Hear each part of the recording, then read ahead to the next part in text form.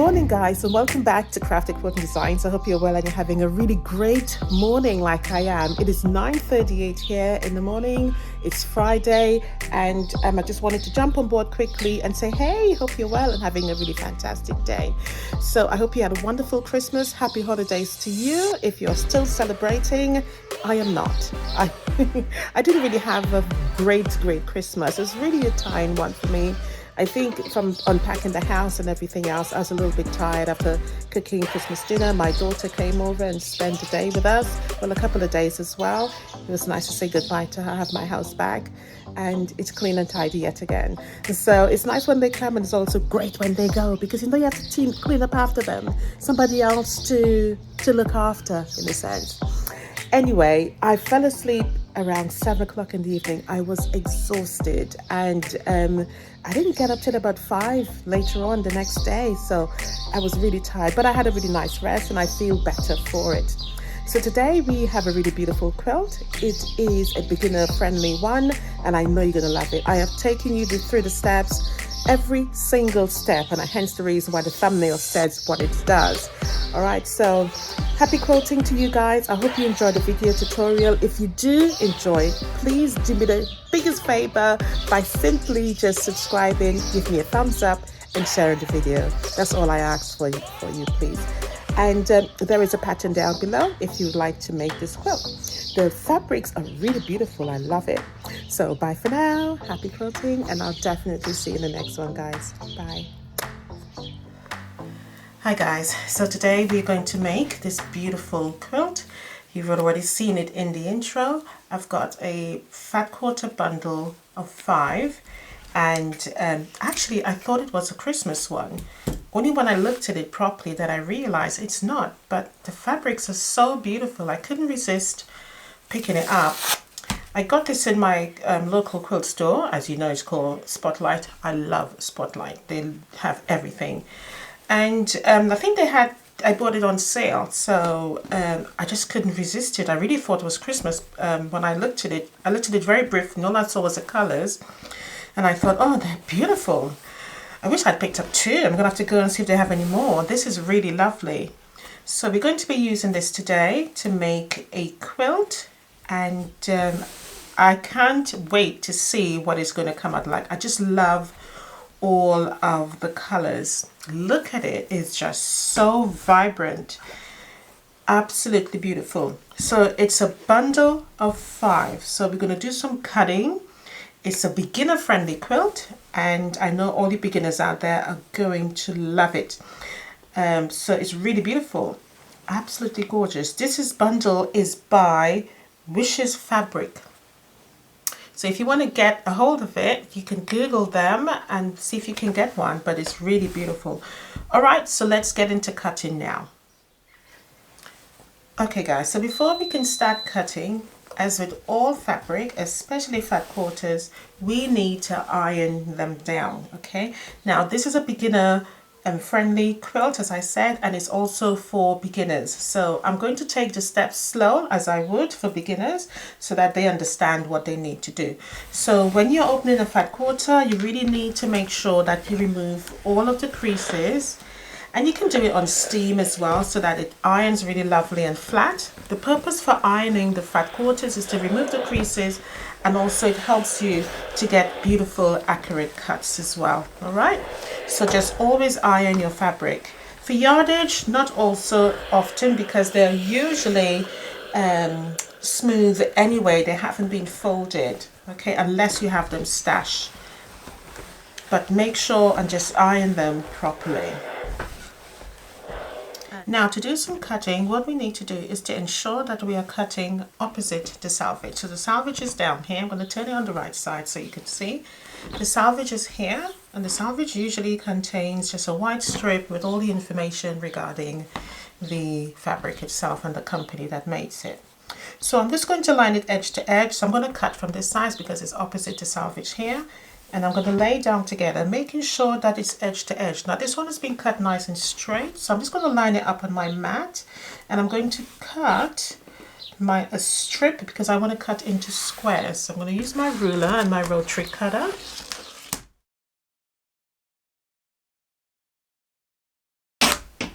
Okay, so I'm going to leave that for now.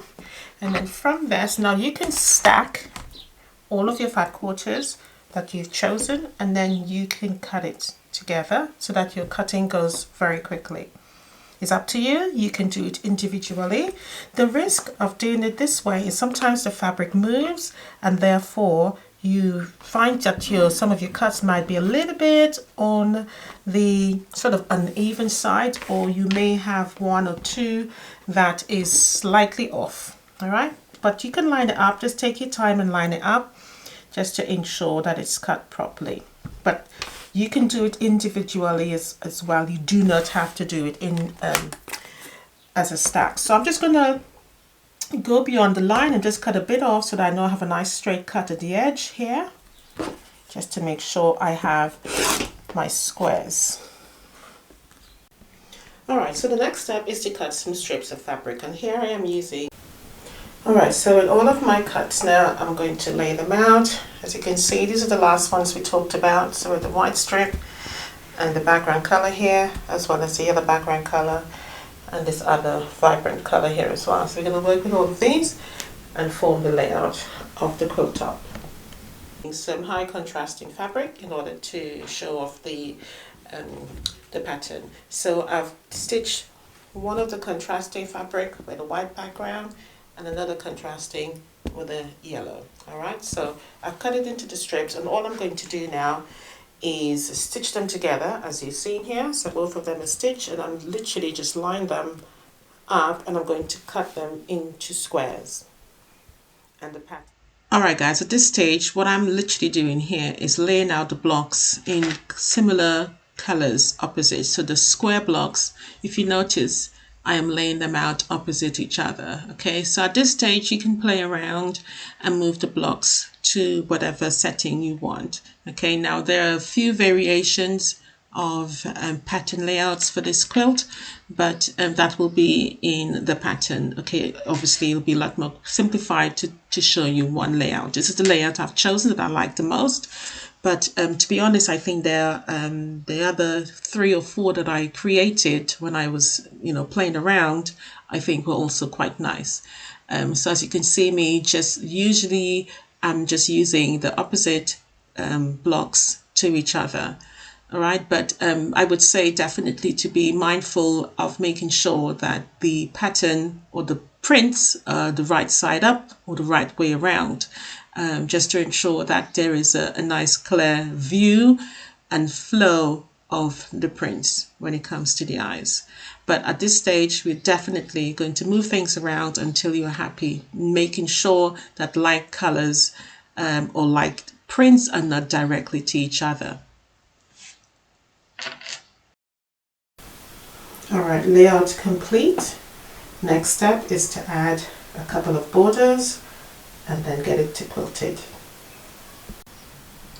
Make your 4 patch as you would quite normally, and then we're going to align it the way it was before with this mantle. We're going to then sew front sides together, and then we're going to pull the 2 together to make your whole quilt block.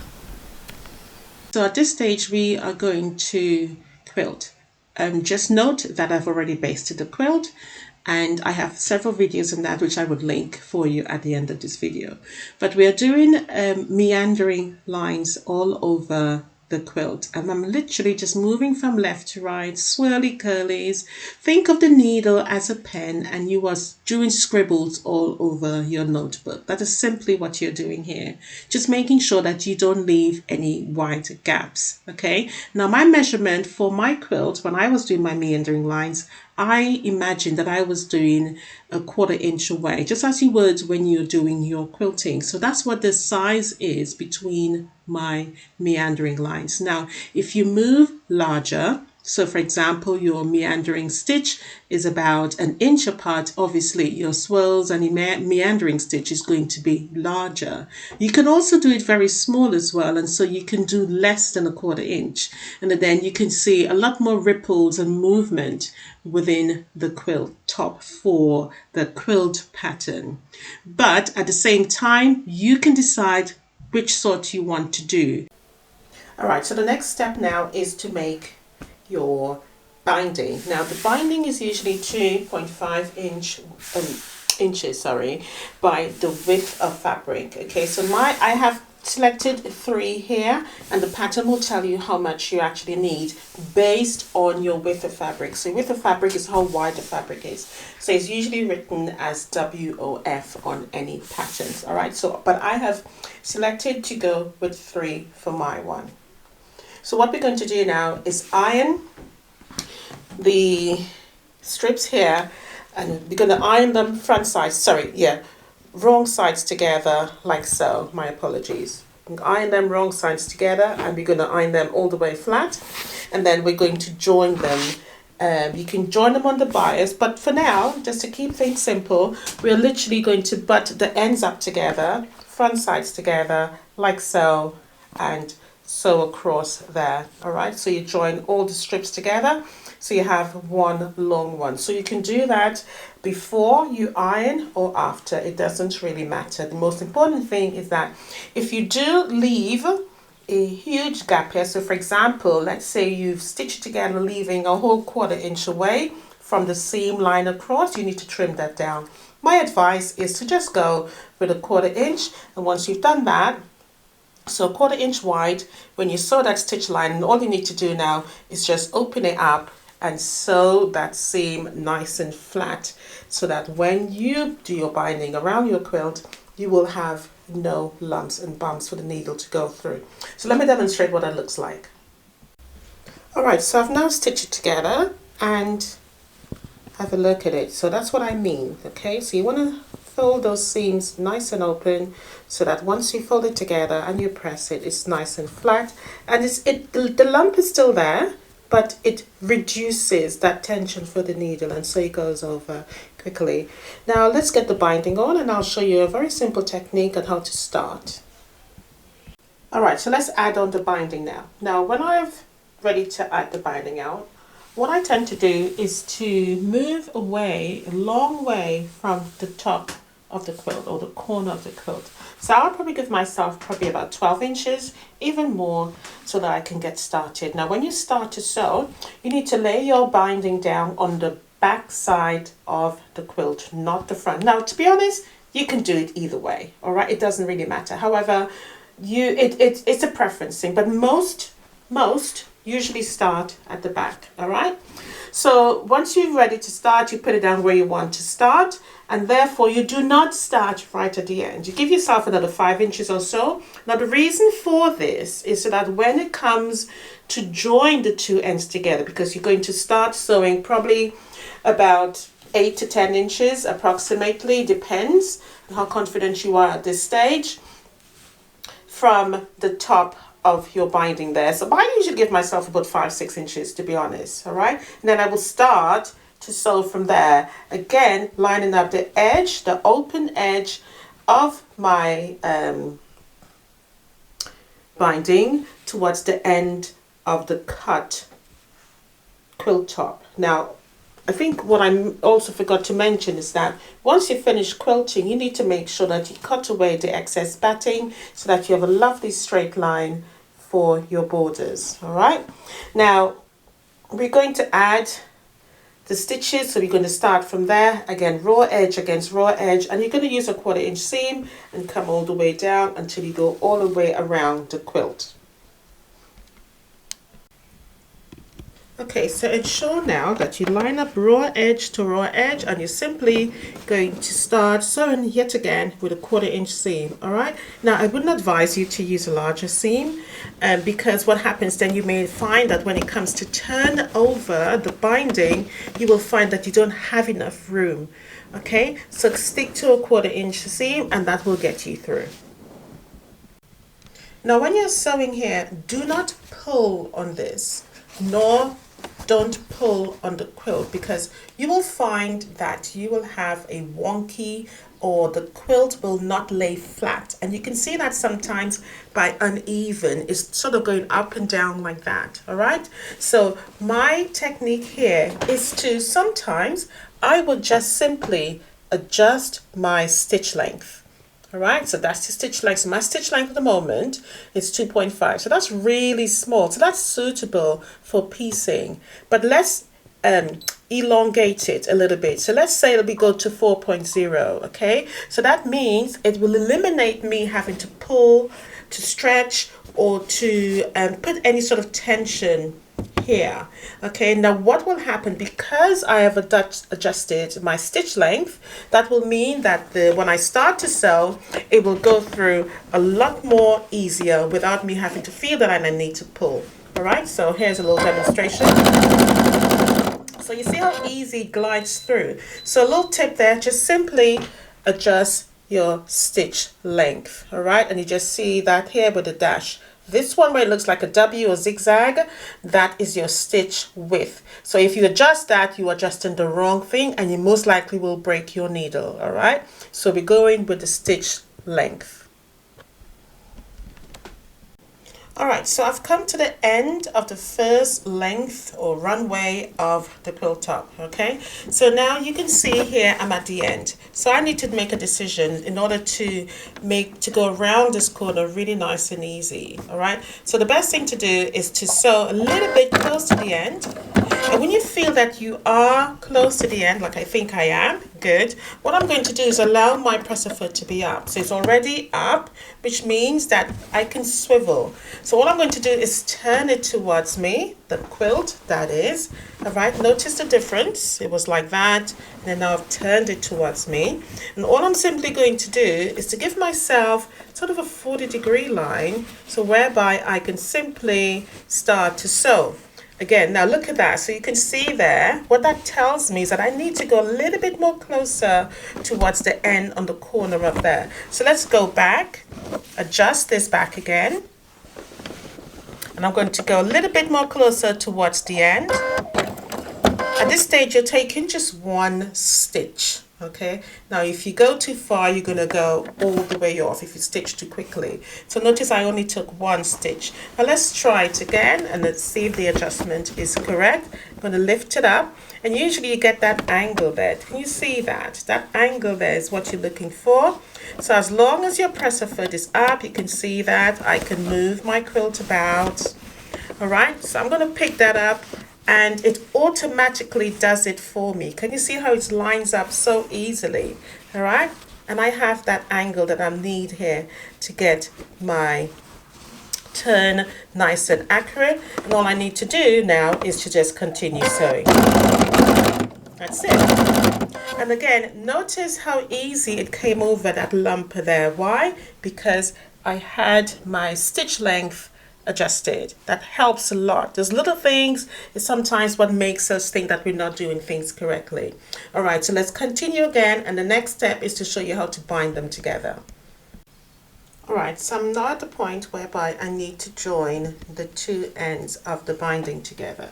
So what I thought was the most easiest way to do this is to where the fabrics meet, like here, what I have done is did a little bit of marking there. Now the first marking I did was here, and that's roughly represents a 1/4 inch marking. So I've marked it there, and what I also done is put the excess on top and mark it there as well. So they're literally on the same sort of level, okay?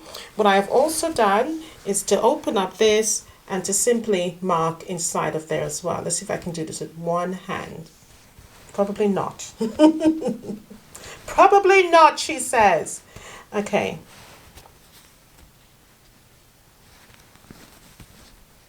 All right, so you can see the marking there. So what I'm going to do now is to simply just put it on top of each other, and I'm simply going to cut beyond the marking, not before. Okay, so again, I'm going to cut beyond the marking. So I'm just going to cut the fabric here, and then we will continue. All right, so I have now cut. So what I'm going to do now is to release it from here, and I'm simply going to cut my thread so I can move it quite easily. And all I'm going to do is to put these two front sides together. So you can see the reason for leaving that gap there. It's so that you can fold up the quilt itself. All right, so let's put this together now. So I have my both ends here. You can see the reason now for leaving that wide gap. And the reason is so that I can just scrunch up the quilt and join the two pieces of the binding together. Now using my marked line there, hopefully I'm in the camera shot and you're seeing what I'm doing. Using the marked line there, all I'm simply going to do is use those two lines and put them front sides together. As simple as that. Okay, I think this, for me, I was thinking, what's the easiest way to demonstrate this for a newbie? And how would they comprehend it? So there you go. Now remember, I also had that line on the inside. There is a line on the inside now. So that is literally to give me the guide of whereby I need to join. So I'm going to line it up just as I did before when I was butting. And I use that word butting, that just to see to match both of the ends of the binding together and to just simply sew. That is it. So once we've sewn it, we're then just going to simply join it back together again and just continue to sew all the way down as we would when we just continued. Now at this stage, once you've stitched it together, you'll need to do the same as I demonstrated before, whereby you simply press it out. At this stage, you can simply just finger press. Literally, all right, you don't need to remove it and go to the iron. And let's cut that. Get the thread out the way. And if you think your excess there is really huge, then by all means you trim it away and then you simply just continue again. And as you can see, it's at the right length there to continue sewing on the binding. And you would continue where you started off, align it, and just simply continue to go all the way around. And because you've got that stitch length, it then glides through quite easily without any issues.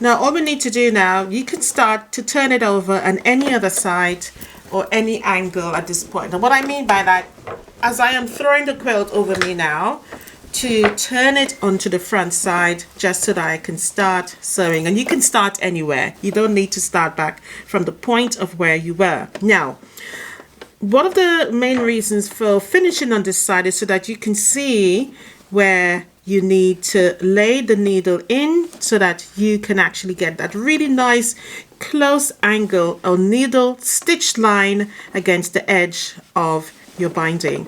So what I tend to do is line it up right against there to the edge of my presser foot here, so my quilting feet, or I should say my piecing feet, and just right there, and just continue to sew. And I would use the edge here as a guide to stay right on the edge of that binding, hence allowing me to have a very straight stitch line and to ensure that I've covered the previous line that I left here when I first stitched. I hope that makes sense to you. So I'll demonstrate that, pull it down and just continue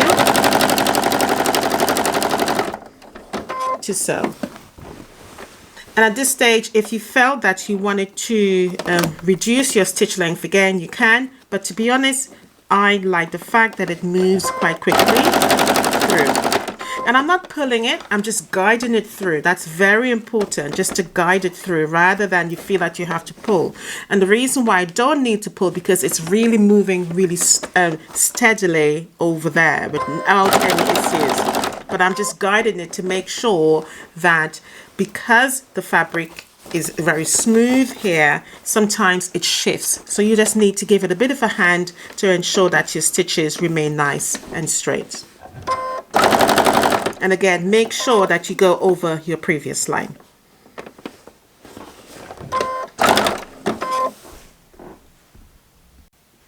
All right, so I'm coming up to the first corner here and I need to do that mitered corner turn.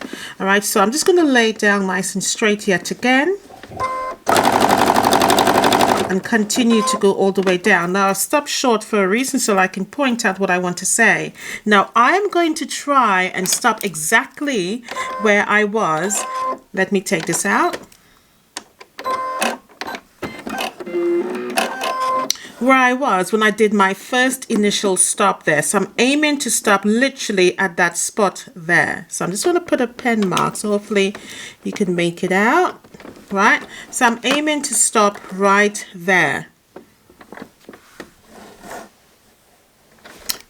I'm not sure if you saw that, but I'm sure you've gotten the gist of what I'm trying to say. All right, so let's get this thread back up. So I'm going to go back into my position where I was, and I'm going to go right back to that spot and stop. And I'm lining up straight, as you can see, that straight line. And when I say line, I'm talking about the binding just coming straight off. It's not curving like that, not yet. It's just heading nice and straight, okay? Just make sure I caught that. So again, on the dot there where I was, and I'm going to swivel yet again. And as I swivel, I'm going to take this out. And I'm just going to fold it over like so. I'll get that thread out of the way. Hopefully you're catching what I'm doing. I'm just going to fold it over with my hands so I can get that beautiful mitered corner. And I'm just going to turn the camera a little bit so you can see what I'm saying. So all I need to do now is to simply just fold it over like so, and I have my mitered corner, and I'm going to continue right there.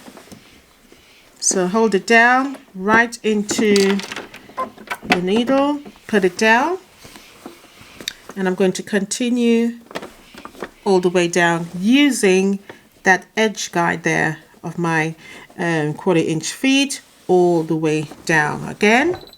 Oh, she's telling me to put the presser foot down. Sorry, my dear. And just continue again. So that way, to ensure that I get a nice straight stitch with my binding. And again, fold it over, ensuring that I've covered the previous stitch line or the first binding line, and just continue. Notice that this doesn't sway off. It's not going like that. It is simply staying right towards the guide where I've laid it out to be initially, and continue to go all the way down.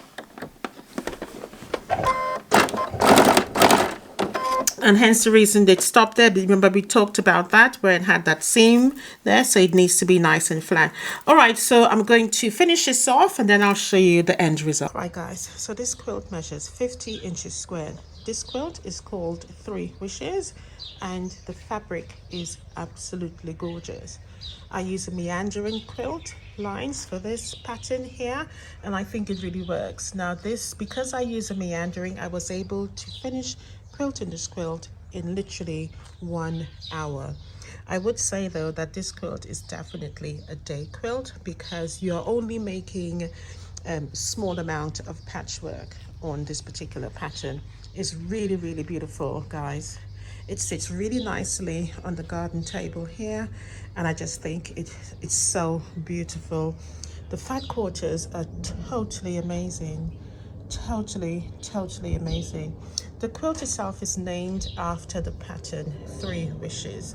Just so beautiful. And I think that's also the fabric line. On the border, I use tones that complement throughout the quilt. So I picked up some of the yellow tones and the peachy tones within the border to complement the fat quarters, as also using these yellow florals here. But I think overall it really ties in well together. It looks beautiful. The white cotton actually balanced out the tones of the quilt and allowed it to still stand out and show the pattern itself for all of the fat quarters. On the back, I use a printed cord, and cord is a very soft fabric. It's if you don't know cord, think of corduroy that you used to use for trousers for men years ago, which they still do. Very soft and beautiful. It plays a really nice tying with the fabric at the front, as well as the same color tones throughout. I also found that I picked up the color tones throughout on the binding as well, and that also complemented the whole quilt. As a bed quilt, I think this will be beautiful. As a garden quilt, definitely for picnics, etc., but absolutely gorgeous. So guys, I hope you enjoyed this tutorial. If you did, please consider subscribing. It really helps the channel out, and simply by giving a thumbs up, liking and sharing the video. I really appreciate it. Thank you so much for joining me on this great tutorial. I really had fun making this one, and remember, all I used was 5 fat quarters, and of course I'm sure you have that in your stash already. So bye for now, happy quilting, and I'll definitely see you in the next one, guys. Love you lots. Bye.